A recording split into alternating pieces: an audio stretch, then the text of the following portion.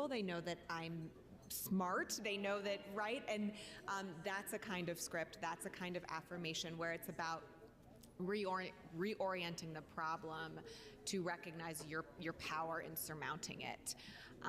It's a bit of a nebulous answer, but I do think so much can come back to how we think about our approach to a problem. I think the affirmations are critically important. I had to do a kind of a self-painting with an organization that I'm on the board of. We had like a fun time of painting ourselves, and we were supposed to write affirmations, and the ones that came to me is I am strong, I am blessed, and I am empowered. And so, just say something simple like that every day to yourself, or when you're in a challenging situation or doubting yourself. And I will give you this advice, especially if it's in your face that you know it's because you're a woman. You confront that man, and you tell him what your accolades are. You tell him where you've been and what you bring to the table, and then he can either take it or leave it. But it's not going to stop you from doing the work that you're sent here to do. And so, eventually, even those who doubt you will see your greatness. And so, sometimes you have to confront it, and other times you just let your work speak for itself, and eventually they'll come around. Sorry, just to add, I know I already spoke, but to add on to that, it's kind of like you will prove them wrong. And I want to cite again the Ketanji Brown Jackson hearings last week, because that's what was happening. She was being doubted because of who she is, right? Because she is a woman, because she is a Black woman, she was being doubted for those specific reasons. And a couple different things happened. First of all, she showed them her power. She spoke powerfully. She proved how unquestionably qualified she is for the role of Supreme Court Justice. And what also happened is people surrounded her with their belief in her, right? So she found folks in the room that did believe in her, that were willing to come. Not that she needed rescued, but everyone needs an aid, right? Everyone needs help. Everyone needs fortified.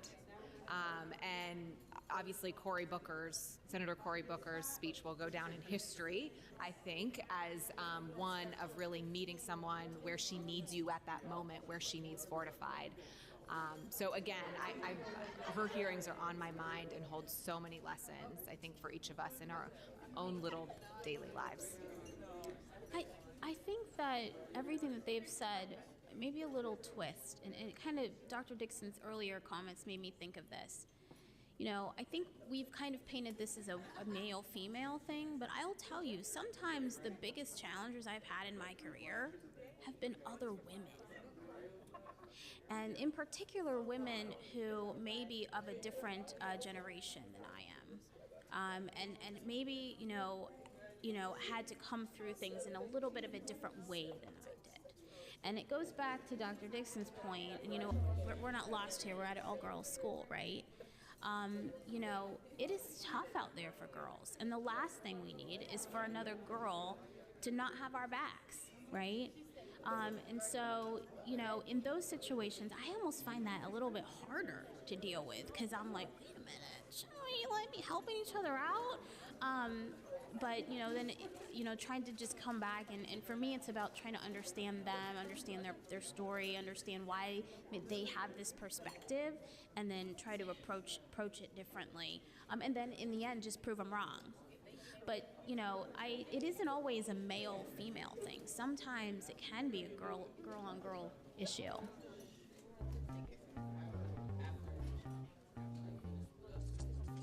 I worked in commercial radio for 40 years. When I arrived in the Columbus market, WCBE was my go-to station when I was not producing another radio show for my employer. Don't tell them that. I volunteered my services. 9 years later, I find myself as the general manager for the station that I love and is near and dear to me. My name's Mike Taylor, and I'm a radio broadcast specialist. That's what they're calling me these days. A lot of the artists we play will not be played on any other radio station in Central Ohio, maybe not even in the country. So when we find someone we like, we try to get them on the air. We try to get them into Studio A. My name is Alice. for 25 years. We once had, when I was on doing the newscast, we had the monitor start smoking and catch on fire. And I was in the middle of a newscast and I couldn't stop.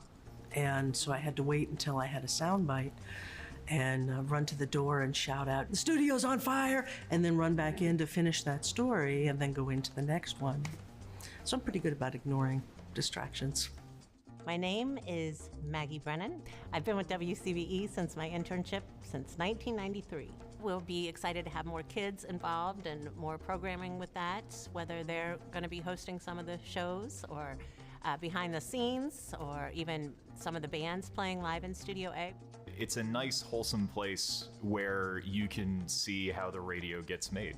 I've been involved with the station since I was a teenager. Around 14 years old was the first time that I went in and did any volunteer work for them. The people who work there know their stuff and make a really great environment for a learning opportunity. Before I came to WCBE, I was a professional jazz musician. And then I got a job at Fort Hays. On my first day of teaching, I ran out the door and I ran next door and I knocked on the door and I went and I said, "Who's playing that stuff? That is really cool." And then the secretary said, "I think you need to go in the back." So she let me in the back, and the next thing he was going to play was a piece of jazz music, and I have an encyclopedic knowledge of it. So I started telling him exciting things about the thing he was about to play. He said, "Wait just a minute." And he put a mic in front of my face, and for about 10 years then, I was Jim, the wacky sitcom neighbor next door. And I would just barge into people's radio shows and start talking. It, number one, gave me an opportunity to reunite with Jim Manieri, who I knew from when he was in college and I worked at another radio station. And as a matter of fact, I hadn't had that type of conversation about music probably in 10, 15 years. That's one of the reasons why I do this. So fun. I mean, I'm a radio girl anyways, but I also am the receptionist, so I get to greet them, bring them into the station, welcome them, and Chris Robinson Brotherhood came through, and Chris Robinson, I just love the Black Crowes, so meeting him, I was kind of geeking out a little bit. I'm in my 23rd year, and probably the last handful have been the most rewarding and fulfilling. That combination that I love of music and story, the sort of story behind the music. That's a really good combination. When a listener says that they value that and they got something from that and they now are a fan of that artist, that is truly inspiring. I've had a long relationship with WCBE. Years ago, I started a little show called Cinema Classics with a buddy of mine, John DeSando, and we've been talking about movies on there for years. And then the opportunity came up. There was a job opening, and I thought, wow, I love this place. I love the people that work there. I love the vibe there. I still feel that it is a group of people who are making this all happen. And we're all counting on each other and building on what each other does. And that's an unusual and awesome experience.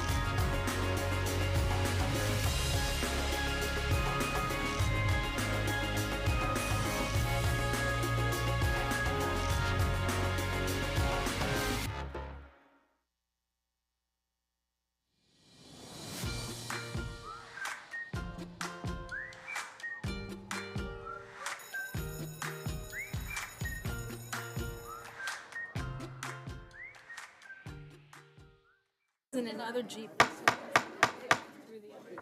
Good evening, everyone. I am calling our April 4th regular business meeting to order. Please call the roll. President Adair. Present. Ms. Beckerly. Present. Mr. Brown. Here. Mr. Cole. I am here. Dr. Pierce. Present. Ms. Reyes. Excused. And Vice President Vera. Here. You have a quorum, Madam President. Thank you. Will you please stand and join me in the pledge? Pledge allegiance to the flag of the United States of America and to the republic for which it stands, one nation, under God, indivisible, with liberty and justice for all. Board members, on our agenda tonight, we have several people for public comment. We have several items on board matters. We are expecting a report from the superintendent's office, no reports from internal audit or treasurer's office. We have our consent agenda. We have no speakers at the end of the agenda, and we do have an executive session this evening. Is there a motion to? Motion to approve agenda as is. There's been a motion and a second. Any changes, additions? Hearing none, without objection, our agenda has been adopted. We're going to go ahead and jump right in to our public speakers this evening. We have several. Public speakers have 3 minutes to address the board. The first is Kim Malpin. Subject matter, human resources. Board action. Listen and make the best choice on continuing using building substitutes and support the children. Is Ms. Malpin here? Go ahead.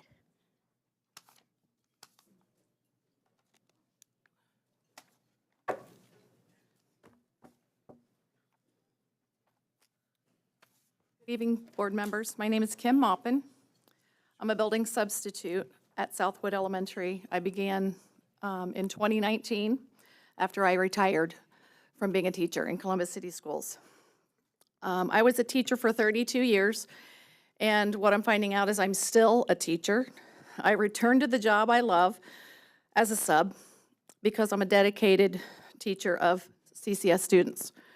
I'm also a proud product of CCS.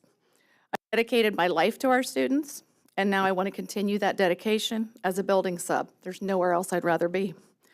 I went from having a fair contract and support from a strong union, which allowed me to focus on educating the children, to this new position, which also requires me to have all of the same responsibilities that I had before without the support.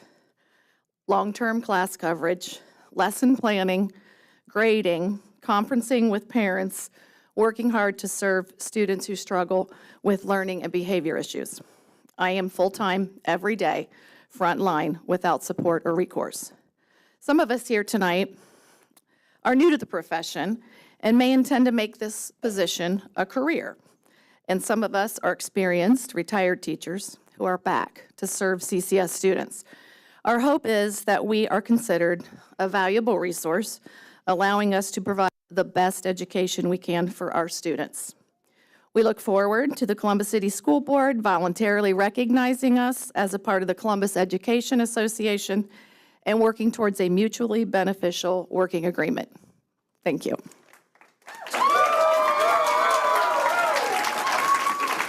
Our next speaker this evening is Ayanna Wilson, topic human resources. Board action, sit down at the bargaining table with full-time substitutes. Ms. Wilson here.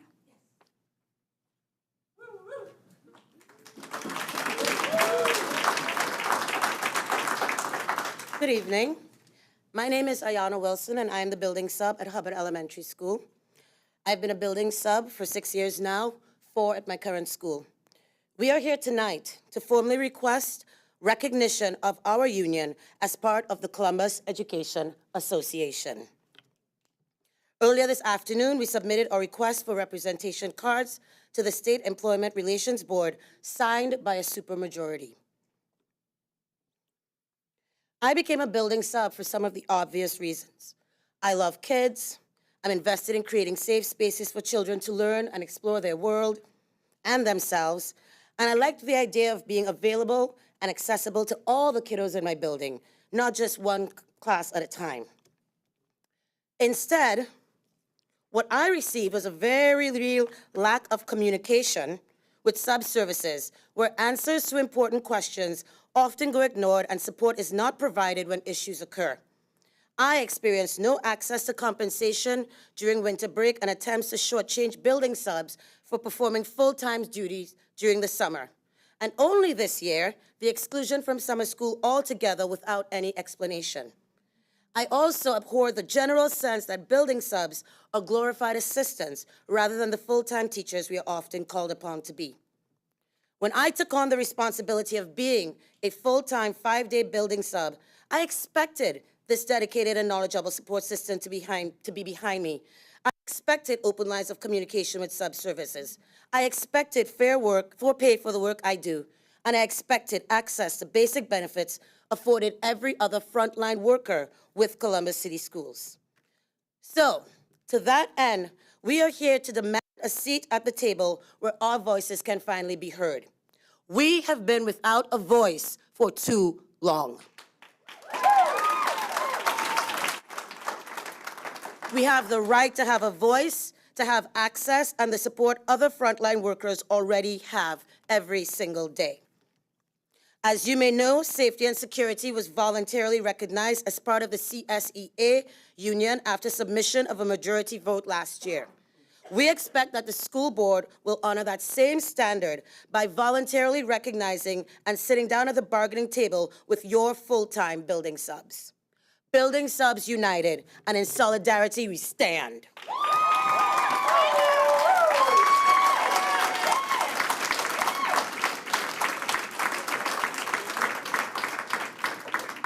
Before I call the next speaker up, let me just have a show of hands of our building subs that are here.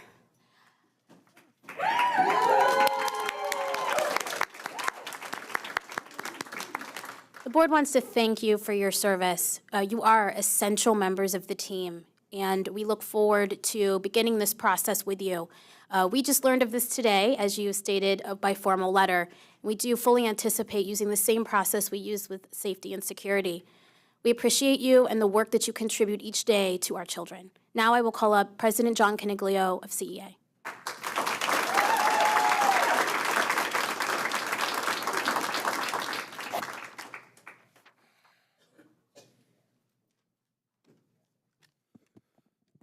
President Adair, Vice President Vera, honorable board members. My name is John Coniglio. I'm the president of the Columbus Education Association. We are proud to represent 4,500 educators in our district. Tonight, we are excited to announce that our union is expanding with the addition of nearly 300 dedicated building substitutes. These building substitutes want a seat at the table like all other frontline employees in the district, already have, to advocate for themselves and their students. Under the leadership of the current interim superintendent, Dr. Chapman, I believe we have started to turn the corner from our recent strike and move towards better communication and cooperation where possible to move the district forward. We are here tonight to ask for the board to recognize the supermajority of the building substitutes who have chosen to join CEA by voluntarily recognizing them as part of the union. This is the same process by which the board recognized safety and security last year and successfully negotiated a new contract. Our intent, consistent with state law, is to be at the table as soon as possible to bargain an interim working agreement for the building substitutes and then bring them into the master agreement with our next round of negotiations in 2025. We are excited to work with the district to professionalize these roles, explore improved professional development for educators coming into the profession, and make these opportunities an even better option for experienced educators retiring from regular teaching positions as we address the teaching shortage. We look forward to continuing to work with our new building substitute members and the board as we continue to make progress towards the schools Columbus students deserve. Thank you. Nick Coniglio.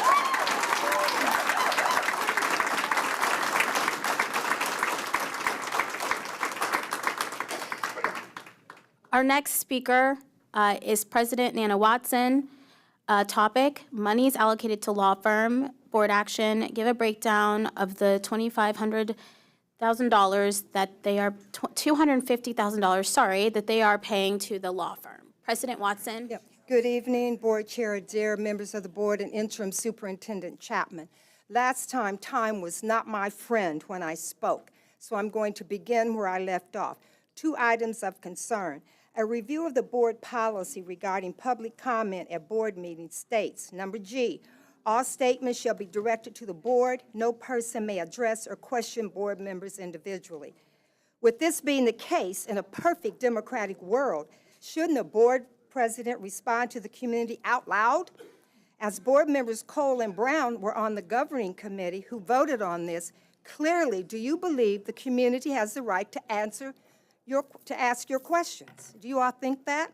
Lastly, you have allocated $250,000 to the Taft Law Firm to locate a search firm and crisis communication company to assist with this search. In that regard, I received an email from Raymond Consulting Firm asking the NAACP to participate in a focus group relating to the search. We declined. We need to be clear that we have not endorsed anyone for superintendent and do not plan to. We do not engage in personnel staffing matters. Instead, we look at equitable processes and policies. We are the watchdog for taxpayers, which brings me to questions. How much is the contract for Raymond? How much is the contract for the communications company? How much is the cost for the search? You have paid Taft Law Firm $250,000 with tax monies. It has been held that public entities who hire executive search firms cannot shield records on the ground that the latter is a private entity and thus not amenable to public records requests.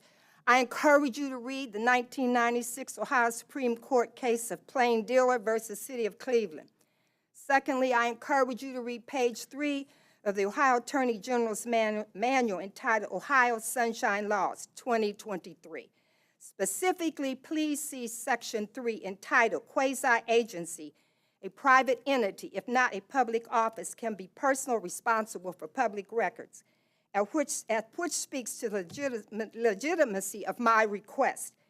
And I want to thank you, but before I leave, I want you to consider allocating procurement dollars by sending an exterminator to South High School. And it has been reported that many have been roaming the halls of South High School.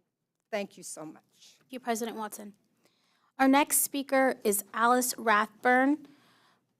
Topic, restorative practices. Board action, make restorative practices equitable and invite board to attend the Bread Nimahaya meeting at 7 p.m. on Tuesday, April 25th. Good evening. Good evening. I'm Alice Rathburn, as indicated, and I appreciate the opportunity to speak on behalf of Bread. Priority number 2 of your 2021 through 26 strategic plan is entitled Equitable Opportunities for All. And Interim Progress Measure 2.1 states, job-embedded professional development and coaching in restorative practices will increase from 10% of buildings trained in 2021 to 40% of buildings trained in 2026. In other words, without restorative practices training in the 67 remaining schools, too many children will not have the tools they need to manage themselves amid the challenges that face them. This is not equitable. Teachers and staff will not have the tools they need to respond positively to behavioral disturbances. This is not equitable. According to CCS Spirit of Success, this school district, quote, values community engagement and empowerment as well as equity and diversity. As a major representative of the community, Bread is asking that Columbus City Schools implement restorative practices equitably and to fidelity so that all schools can utilize it to help solve the many problems in our schools. The current goal of 40% of schools trained by 2026 is not equitable. On behalf of the leaders of Bread and the wider community, we expect the board to devise a plan to reach 100% of schools trained.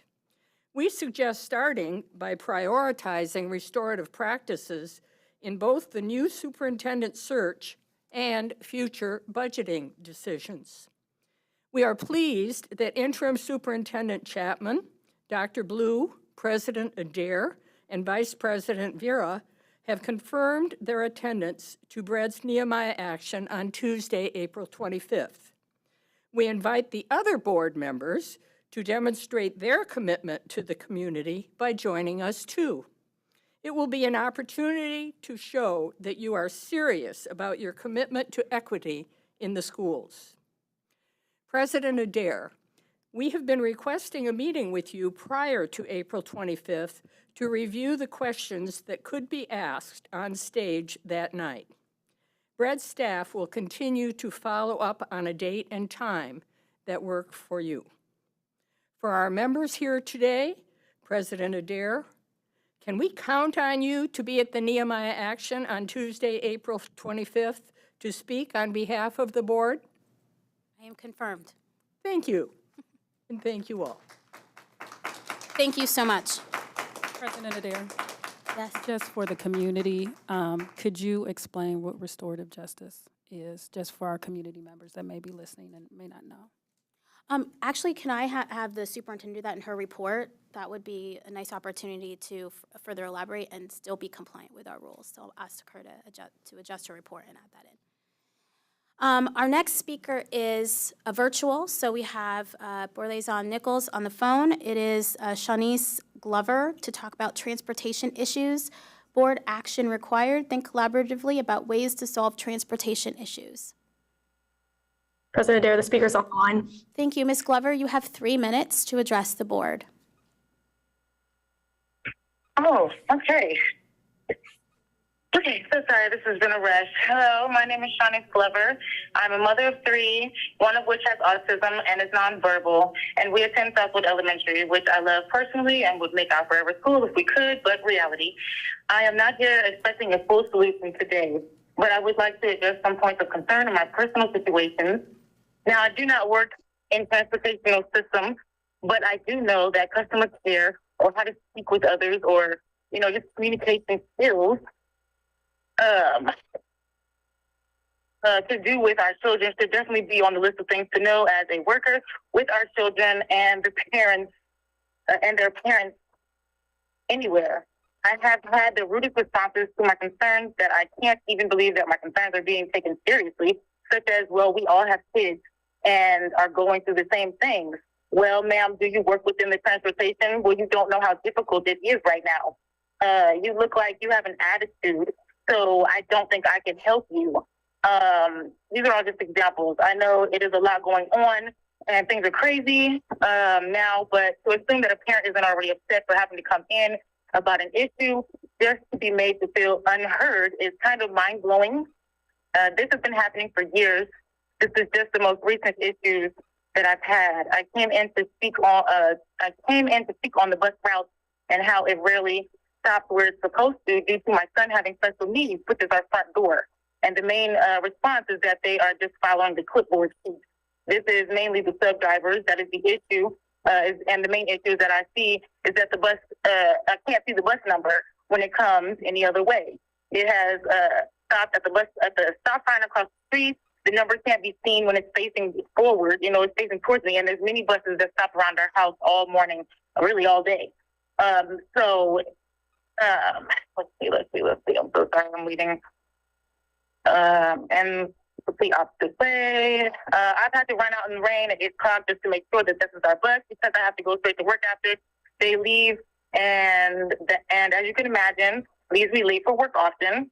I know transportation sends messages for bus delays, and that is a rare occasion to be made aware that the bus didn't have a driver or never showed. It will be arriving late in the morning or in the afternoon while we wait, and now everyone is late because I have to drop them off at school. I just feel like in the end there are many small things that could be changed to possibly better performance in general. Since I hear that because of the driver shortage, a lot of anybody's are taking routes and that have very little knowledge of what's going on when asked, and that doesn't send the most positive message to our children that our children are safe while in the care of transportation. This is just my story. I've heard many other concerning situations just waiting to be heard with other concerned parents, and it makes me so sad that I find myself here today to try to hopefully be heard. Thank you, Ms. Glover. We appreciate you advocating on behalf of your children and others. A member of our administrative team will be following up with you. That concludes our public comment section. Board members, we are in our Board Matters section. Item 4.1, we invite Mark Bobo from the Ohio School Board Association. He has some recognition for our members. Good evening. Good evening. President Adair, Vice President Vera, members of the Board of Education. Thank you for allowing me to be here tonight. Always a pleasure to be here with Columbus City Schools. Just for the next few moments, I've been given this opportunity to recognize the contributions of school board members in what can be a thankless job. While I don't pretend to have all the answers, I do realize that far too often in our society, excellence in our schools becomes an expectation. And too often, the hard work and dedication and commitment of those who have chosen to take leadership goes unnoticed and underappreciated. And I know that superintendents and treasurers and board members are not in it for the thanks, but as a grateful association this evening, it's important that OSBA shares our feelings about the contributions that each of you are making for your communities. In today's highly competitive world, communities large and small are faced with ever-increasing educational challenges. The way schools respond affects not only the life of every student, but the growth and future of each and every community as well. This responsibility is placed squarely on the shoulders of men and women across this country. And this responsibility is exemplified by the leaders in this room tonight. We do want to thank you for everything that you do. On March the 8th, under the leadership of Central Region President Dr. Tina Pierce, we hosted the Central Region Spring Conference. It was a phenomenal night that featured Columbus City's very own Columbus Afrocentric Early College, Nubian Drumline, and the dance and theater team. And tonight, we want to specifically honor the boardmanship of two of your board members who have served for a number of years.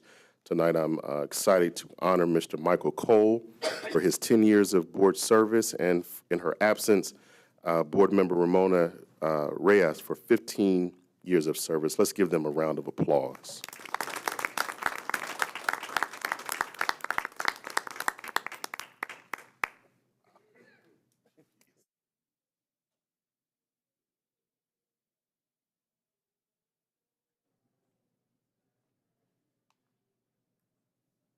And I would be remiss in closing if I did not invite each of you to join us for Board Leadership Institute, convening April 28th and 29th at the Polaris Hilton. You still have time to register, and we'd hope to see each of you there.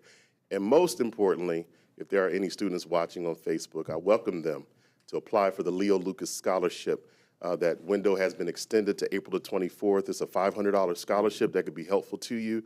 So I welcome you to go to ohioschoolboards.org, apply for the scholarship, please. Because we want to make sure we help students go forward. So thank you all for your time this evening. I appreciate this opportunity. Thank you so much. Dr. Pierce, would you like to say anything as president of our Central Region? You know, I want to definitely thank Mr. Bobo for coming out and providing this opportunity to honor and acknowledge the service of our board members. I couldn't be beyond thrilled and at the same time gracious that you made the special trip to come do this. Congratulations to my board members, my fellow colleagues for their continued service and recognition. Thank you.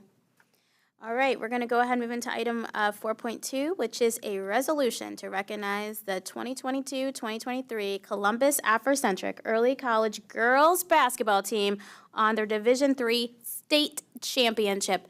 Before we have them come up and receive their honor, I'm going to have Dr. Chapman say a few words, and then Board Member Brown has the official motion. Good evening, everyone. As you all know, our Lady Nubians have won 15 City League championships and 17 district titles. The most recent win marked the school's 8th girls basketball state title, tying with Cincinnati Mount Notre Dame for the most OHSAA state titles in girls basketball. So we are very, very proud of our Lady Nubians.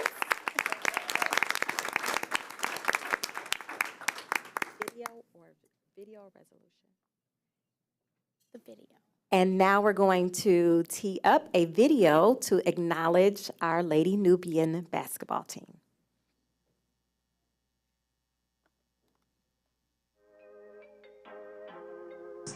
Man, these young ladies is just all in. That's been our motto all years, just be all in. The strength that they've shown through adversity has been amazing, but they never wavered. You know what I mean? We had our moments of adversity, but Rhodes would want them to keep fighting, and that's what they've been doing. Cam wanted them to keep fighting for her, and that's what they've been doing. So every time we faced adversity, you know, it knocked us down, been at the knees, and we just got back to it, and that's what they've been doing. I'm just proud of their strength.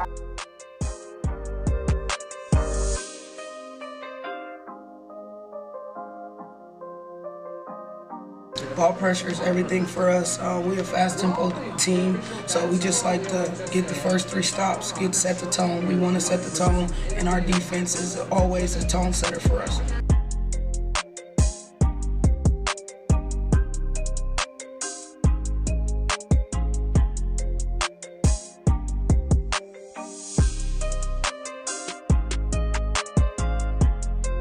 I accept the challenge. I accept the challenge. Stand tall. I stand tall. Give it all I got. Give it all I got. Right here. Right here. Right now. Right now. No time to wait. No time to wait. Why not us? Why not us? It's our time now. It's our time.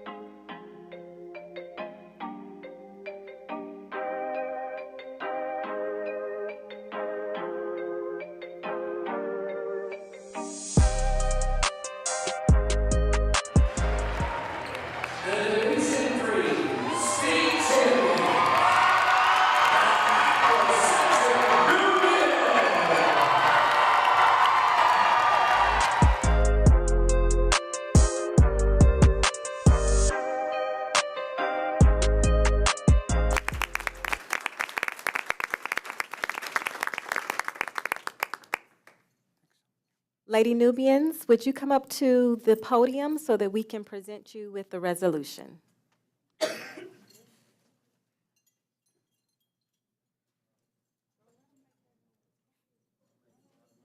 I know, listen to those jingles, girls. Love it.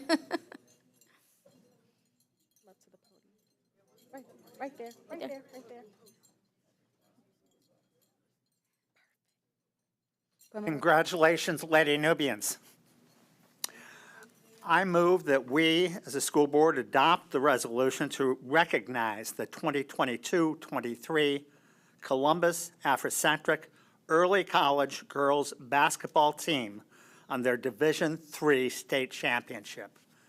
Congratulations. There's been a motion. Is there a second? Second.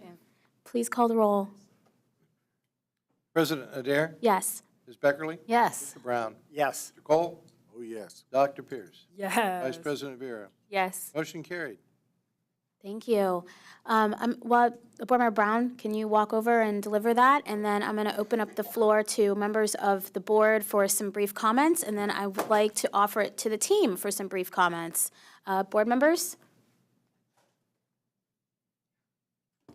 Anybody want to start? Vice President Vera. So just congratulations. I mean, watching the highlight video, I mean, that was hype. I wish I would have been there for the championship. Next year we'll be back though, right? And so congratulations. It's a testament to your hard work, your coaches, your school culture. We're very, very proud of you, and we look forward to the continued W's that you're going to bring to this district. So thank you. Other members? Go ahead. Thank you, Madam President. I just want to, again, I had the opportunity to shake all of your hands and meet you personally. I just want to congratulate not only your success on the court, but your success off of the court. All of you collectively represent the best and brightest of our district. All of you collectively hold on your shoulders not just a championship, but a district and its promise of prosperity for so many other students who may think, why not me? I love that. Y'all ask, why not me? There's too many of us who ask, why not? Why me? I think here's the time for you guys to know that you'll leave this place and leave this district one day knowing that you left a legacy for other students to follow. So I'm honored by not just your championship, but I'm also honored by the fact that you are scholar athletes. You are scholar athletes. Thank you, staff, coaching staff, for working with them as well. Other members? Congratulations again. First, I got to start with Coach. So, Coach, you came in, and you continued the rich tradition that we have at Afrocentric of ensuring that our young ladies are not just phenomenal on the court, but off the court. They are not only scholar athletes, but they provide great role modeling for their younger peers throughout the school. Being at that pep rally the other day and talking to the younger students and them pointing out who was like their kindred big sister, it was just awesome.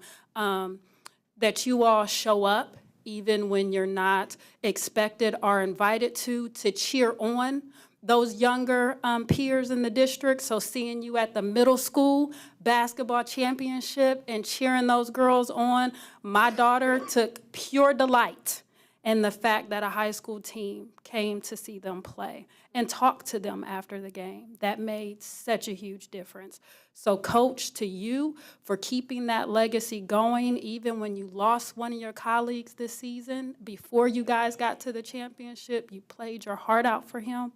That deserves, above anything, I think, a huge recognition that you guys continue to show up on and off the court.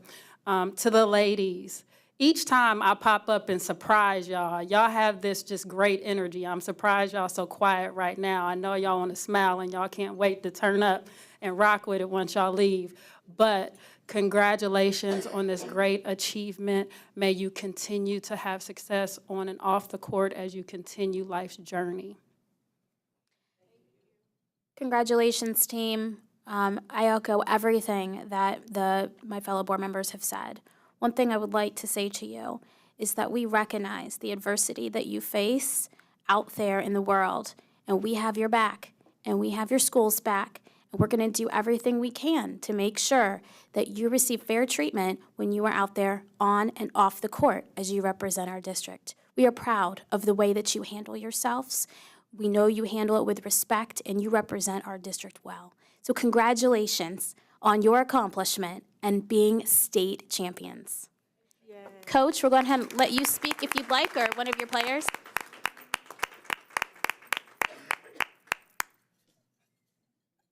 Well, first, I just want to say thank you guys for acknowledging the team. You know, these young ladies are hard workers, you know, like you guys said, on and off the court. And, you know, they greatly appreciate being recognized because it's not easy. It's not easy being a student athlete.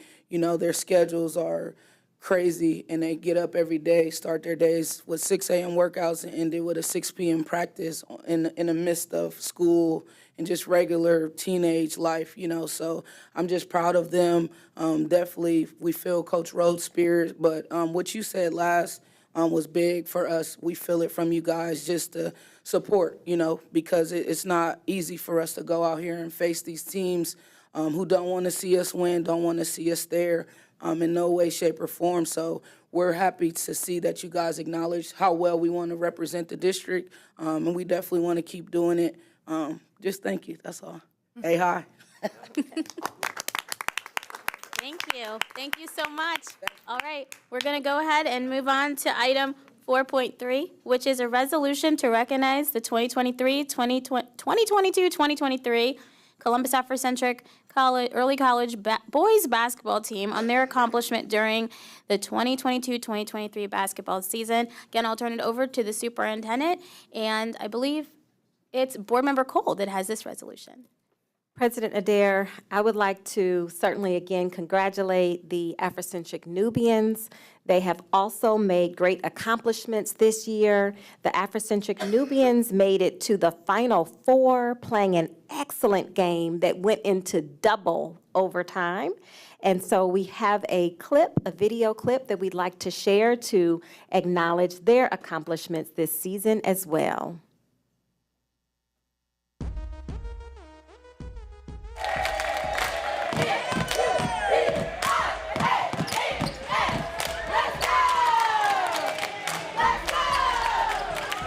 From the practice court to yet another appearance in the Ohio High School Athletic Association's Final Four tournament, The Nubians have shown incredible teamwork and talent from the start of the season.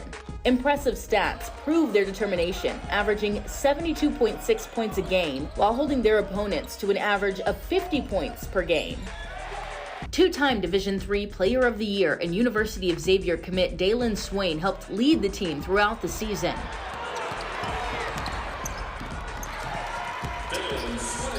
And Columbus watched closely as the team headed to Dayton for a hard-fought rematch against the Ottawa Glandorf Titans, the same contest we saw in the 2022 Final Four. The Nubians fell short by 1 point in double overtime. Tenacity, we know we'll see again, and sportsmanship among the Nubians that show what it is to be a student athlete in Columbus City Schools. Thank you, Madam President. Thank you, Madam Superintendent. I'd like the Board of Education to adopt the resolution to recognize the 22-23 Columbus Afrocentric Early Columbus College boys basketball team on their accomplishments during the 22-23 basketball season. If I can read the first whereas and the last. Yeah, let's have them come up, though. Come on. Come on up, gentlemen.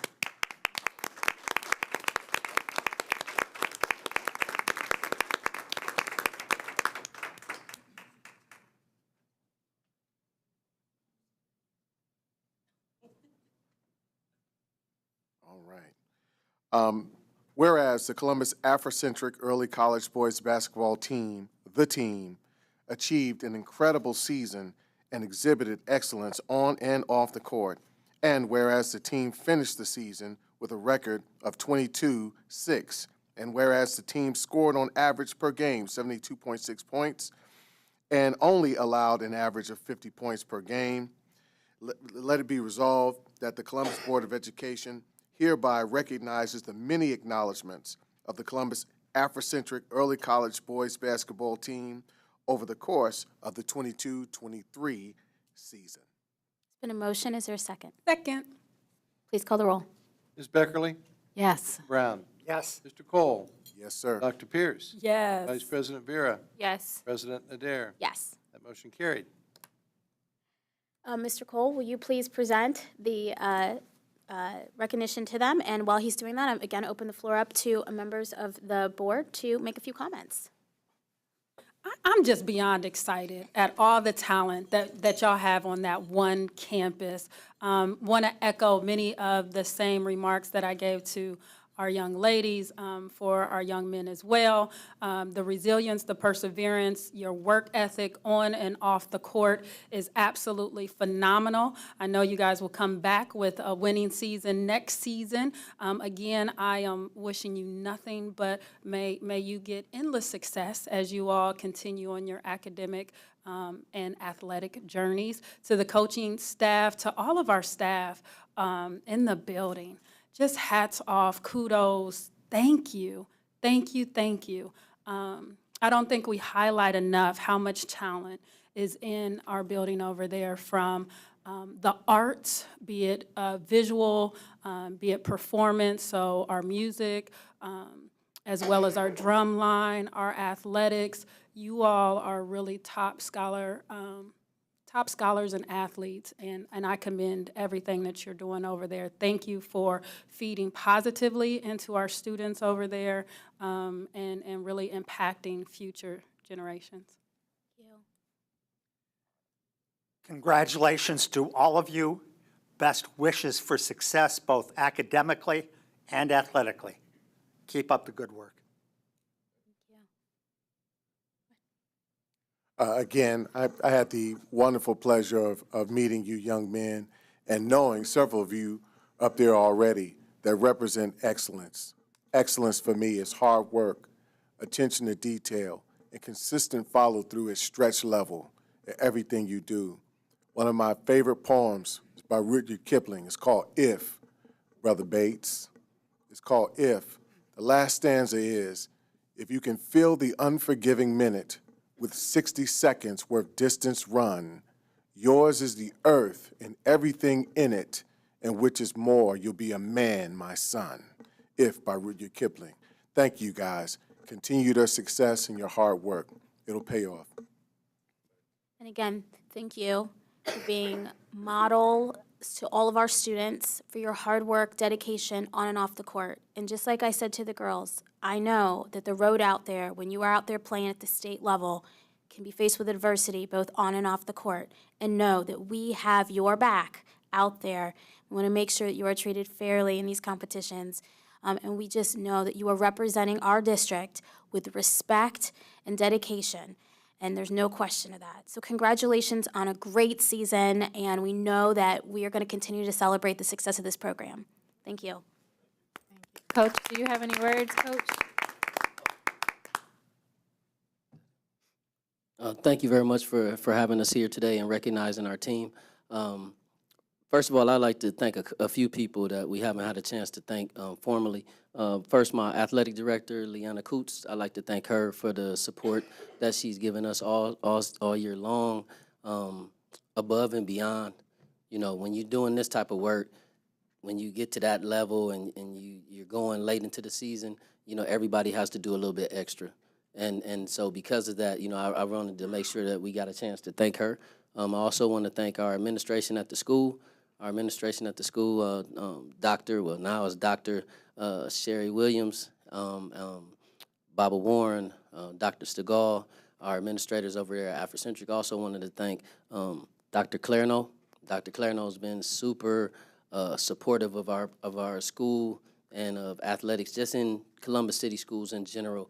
This whole year, I love the attention to details that he's doing more now, and the district recognizing what these students are doing outside of the classroom, but you know, some of these extracurriculars, and I really appreciate that. I think it's time and words that are well spent, and that are being received all throughout the community. So once again, thank you very much for supporting us, and we hope to be back next year. Right. All right, thank you. All right, we're going to go ahead and move into item 4.4, which is a resolution to recognize April 3rd through 7th, 2023 as National Assistant Principal Week. We have Mr. Hoffman here, I believe, to accept this. And I believe I gave this one to, yes, Vice President Vera. Yes. Well, thank you, and thank you, President Adair. And we are just so excited to celebrate our Assistant Principal Week. The dedication and determination of assistant principals sets the academic tone for their schools as they work tirelessly to bolster teachers, motivate students, support their principals, and create a positive learning community. So we would just want to thank you all for all your hard work. We couldn't do it without you, and we are excited to be able to put out this resolution. So I move that we adopt the resolution to recognize April 3rd through the 7th, 2023 as National Assistant Principal Week. It's been a motion for a second. Second. Thank you. Please call the roll. Mr. Brown? Yes. Mr. Cole? Yes. Dr. Pierce? Yes. Vice President Vera? Yes. President Adair? Yes. Ms. Beckerly? Yes. That motion carried. Thank you. Vice President Vera, go ahead and present that and open up to the floor for comments.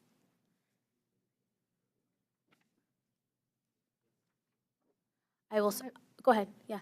I just want to say, having spent some time in buildings, that the assistant principals are often the unsung heroes, and it's been my experience that, you know, whether it's high school and you're doing the scheduling, or you're, you know, whatever it is, the task that you're asked to do, that you're the folks that get it done. And that was my experience, and we appreciate it, and we're glad you're being celebrated. I want to offer my thanks as well. As a parent of a middle schooler, I get to see firsthand our assistant principal in action, and have been in his office a couple times this year. And just what Board Member Beckerly said, just the amount of you know, contribution that assistant principals make, whether that's discipline or scheduling or out there on the megaphone at bus dismissal, you know, just making sure that things are going smoothly, and all the help that they give to the staff, to the parents. A huge thank you, and huge thank you to Assistant Principal Albee that I get to personally deal with. Would you like to say a few words? Thank you. We work as a team. We all work together as a team, you know that one. We appreciate the support from the leadership, from the area superintendents, from everyone that supports the schools to help kids be successful. So we appreciate you, and we love you. We love you. Thank you. Thank you. All right, we have, yes. We have item 4.5, which is a resolution to recognize April 4th as National School Librarian Day. I believe we have President Caniglio, will you come up and represent your CEA members? I'm not sure we have, oh, yes. We have OPSI representing, or members, all of you, librarians, come on up. Yeah, all of you. We have Board Member Beckerly, I believe I gave you this. I am honored to be making this motion. Again, I'm going to make reference to my time in the classroom. You are often also the unsung heroes. The librarians are doing a lot more than just keeping track of the books. You know, whether you're reading to the students, whether you're sharing resources, whether you're taking on other tasks and projects within the buildings, you're part of the glue that makes it all happen. And I have been indebted to the support of the librarians when I was teaching. So thank you so much for all you do.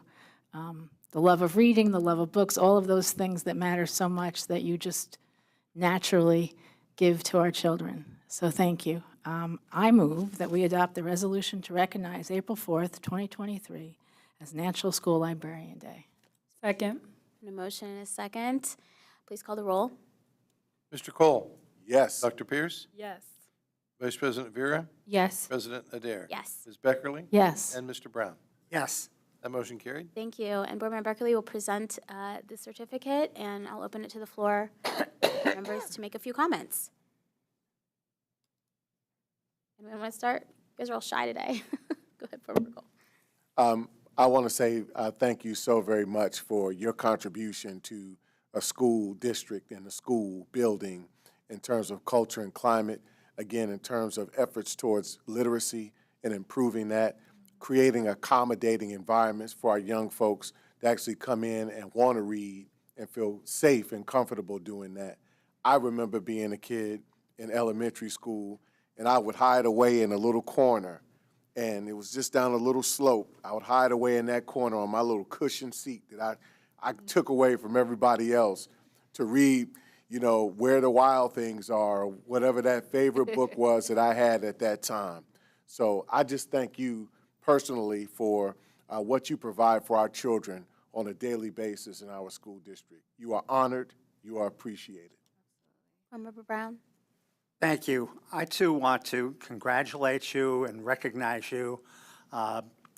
My experience, my elementary school librarian was truly my best friend and a great person to work with.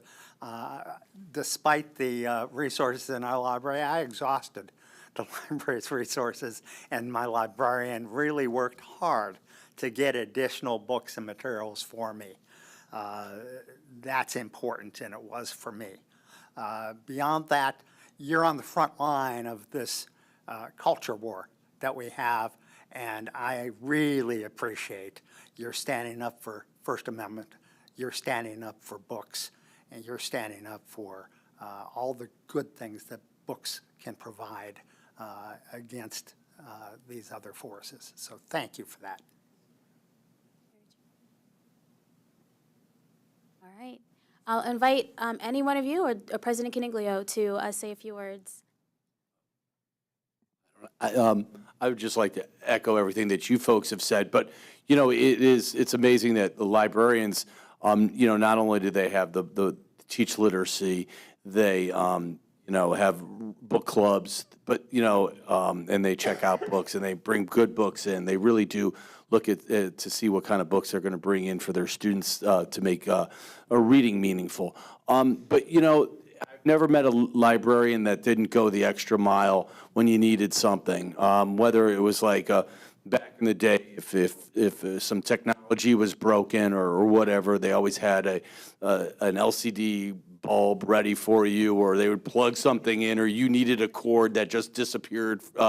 They were always there to go with they're always there to go the extra mile, and they're very valuable. And what we don't always recognize is as we go into like state mandated testing, is that all the stuff they do to make sure that testing goes on smoothly, and they give up their space all the time. So I would like to say thanks to the librarians.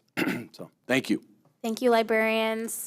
So while I'm here, I also would like to take this opportunity to not only thank the board, but thank the staff that works behind the scene to make sure that librarians have the things that they need. Like you said, we're out in the front line of this, and they give us the resources and the funds that we need to make it possible to do the job that we do. And I would be remiss to leave here without thanking them. Thank you. Thank you. Okay, we're going to go ahead and move into some bylaw readings, so not as exciting as the resolutions. But we're going to turn it over to Board Member Brown. The first is 4.6, the first reading of amendment to Board Bylaw 0169.2, Open Meeting Sunshine Law. Board Member Brown. Yes, thank you. This particular bylaw that we're going to include some new language is simply to comply with potential legal requirements. It is suggested that we adopt rules to specify expressly where and when our meetings will be held and at what time, and to do so in any manner we choose. We've been doing this already on our website, and we will continue to do this on our website. The change is that our bylaws will now say so. Thank you. And with that, first reading, so don't need anything more. If you have questions or comments on that, please provide those to Board Member Brown before our next meeting. The next is item 4.7, first reading of amendment to Board Policy 5421.01, which is academic grade change. Board Member Brown. Thank you. And both of these, for that matter, have been presented to the Policy and Governance Advocacy Committee. We did not have a quorum at those meetings, so they weren't formally recommended, but everybody at the meeting was in agreement, and consensus of those present was there. This particular policy, 5421.01, deals with academic grade change. It's needed to align the policy with our current practices, processes, and systems in place that have occurred in the transition from paper to electronic process. Language updates include updates to titles and system names. Additionally, specific modes of communication are defined when an academic grade change is initiated by the administration, assuring that the respective teacher is notified of the requested change. And that's the entirety of the policy. Thank you. It's first reading. Again, if there's questions, please don't hesitate to let me know. Thank you so much. Okay, we're going to go ahead and move into item 5, which is our superintendent's report. Dr. Chapman? Good evening, President Adair, members of the board. We have a short video to share this evening to highlight some of the great work that has been going on across our district since the last time that we've met.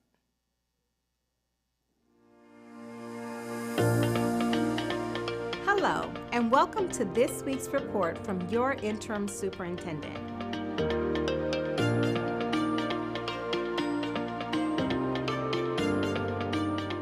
First, I want to recognize and thank our school librarians and assistant principals in the district. Today is National School Librarian Day, and it's a great time to recognize the work librarians do to help our students learn and find joy in reading. You play a critical role in helping students find the resources they need to learn and finding that spark for books they may enjoy reading outside of school. This week is also National Assistant Principals Week, where we recognize the significant work assistant principals do daily to help our students achieve academic success. Our assistant principals bring a wealth of knowledge from their experience in the classrooms. Through initiatives such as the CCS Leadership Intern Program, the Wallace Foundation Grant, and our partnership with Ashland University, to name a few, CCS remains committed to recruiting and retaining passionate leaders. We see the hard work you put in every day and the impact you have on our students. Last month, 19 middle school teams presented their community service projects during the Middle School Service Above Self celebration hosted by the Columbus Rotary. Students showcased their community service projects they developed and implemented. Some of their projects included highlighting the dangers of vaping, raising awareness of important issues, and collecting donations for families in need.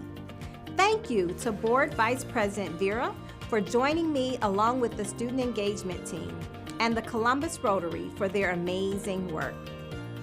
For CCS staff, families, and friends looking for a chance to make a difference in their community, there is a new volunteering platform now available. The Wellness Team recently announced its partnership with Point, a free community platform to volunteer with over 300 nonprofits in our city. It can be used as an app, the Point's online platform, and on the CCS website. We know community involvement is essential, and we are excited about this new platform's opportunities. Next, I want to highlight a new partnership offering Fort Hays construction trade students hands-on experience through a series of newly created career pathway opportunities. Last week, the Fort Hays Career Center launched a new partnership with the City of Columbus Department of Building and Zoning Services during its BZS Day at Fort Hays. Students met building and zoning officials who worked with students in construction labs and offered career advice and guidance. This program includes internship opportunities, mentorship, job shadowing, and training programs that could lead to a career in a growing industry. We are so excited about our brand new Fort Hays School-Based Student Health Center, which will have its grand opening tomorrow, April 5th. This new health center wouldn't be possible without our long-standing partnership with Nationwide Children's Hospital. The health center will serve the Fort Hays Metropolitan Education Center and its surrounding schools, in addition to children and young adults in the community. The grand opening of the Fort Hays Center will mark the 12th school-based health center within CCS in partnership with Nationwide Children's Hospital. Lastly, as you all know, the start of spring break is coming up this week for those schools on the traditional calendar. I hope students and staff will have time to decompress and spend time doing activities that bring joy as we get into the last part of the school year. I hope spring break serves as a time of rejuvenation so we can return to school well-rested, focused, and ready to finish the year strong. This has been the Interim Superintendent's Report for April 4th. Thank you for joining me.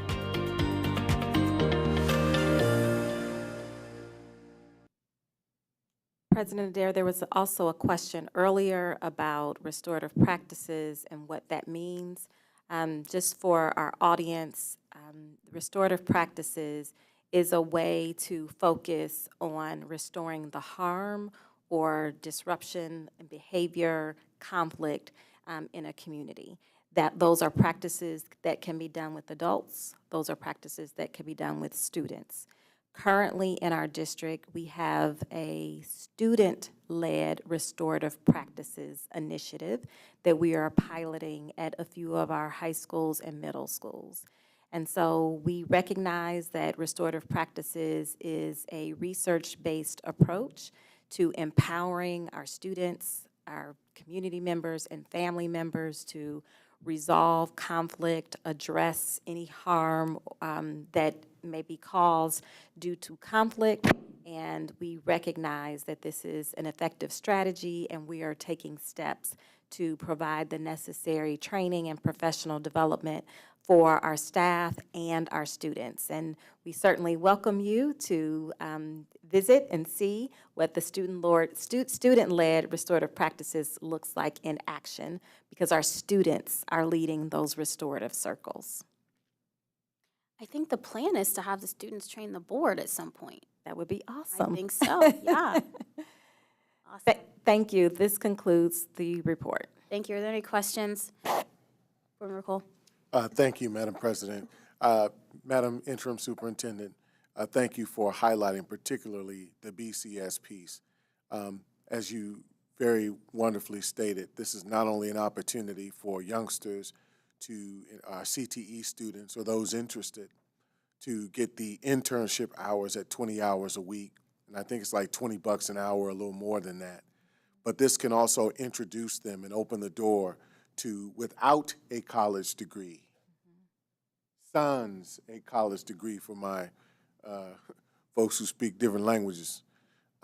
This is the opportunity for them to see $60,000 to $70,000 a year.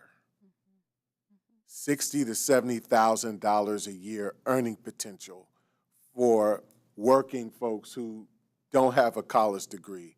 This is an awesome opportunity and blessed experience for young people to attain.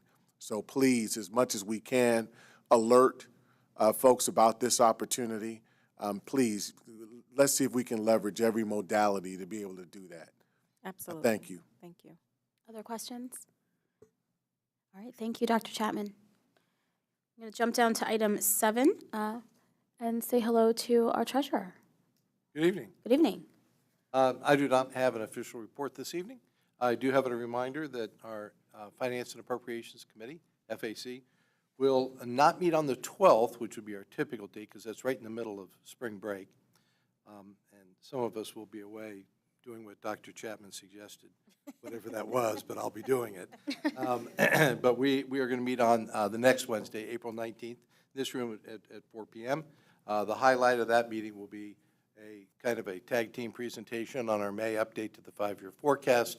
We'll be talking about how we've updated it, how we've kind of revamped our model, and what it means for us financially in the future. So then that forecast, as I've said before, will serve as the basis for the board's ad hoc committee discussions on perhaps levy preparations. So April 19th, 4 p.m. in this room. Thank you. Thank you. Are there any questions for the treasurer? All right, let's go ahead and jump down into our consent agenda. This evening, our consent agenda consists of items 9.1 to 24.3. Are there any items a board member would like to remove for separate consideration? Seeing none, is there a motion? Approval? Motion, is there a second? Second. Been a motion and a second. Are there any items a board member would like to discuss? Seeing none, please call the roll. Dr. Pierce. With the exception of 14.1, which relates to our WCBE contract, I will say no to that one, but yes to all others. Vice President Vera. Yes. President Adair. Yes. Ms. Beckerly. Yes. Mr. Brown. My vote is the same as Dr. Pierce. Yes on everything except the one contract. 14.1. Yes. Mr. Cole. Yes. That motion carried. All right, thank you. We are going to now move into executive session. Vice President Vera, you have the motion. I move that the Board of Education recess into executive session per section 121.22 G4 to prepare for, conduct, or review negotiations or bargaining sessions with public employees concerning their compensation or other terms and conditions of their employment, and per section 121.22 G1 Ohio Revised Code to consider the appointment, employment, or compensation of public employees. There's been a motion. Is there a second? Second. Motion and a second. Please call the roll. Vice President Vera. Yes. President Adair. Yes. Ms. Beckerly. Yes. Mr. Brown. Yes. Mr. Cole. Yes. Dr. Pierce. Yes. Motion carried. Thank you. We will now adjourn into executive session. We will come back after executive session, but that will not be televised. We want to thank all of our staff who've joined us this evening and those people, no, I don't think any Polk members are still here anymore. They all left. But thank you all for sticking it out with us, and have a great evening. Thank you.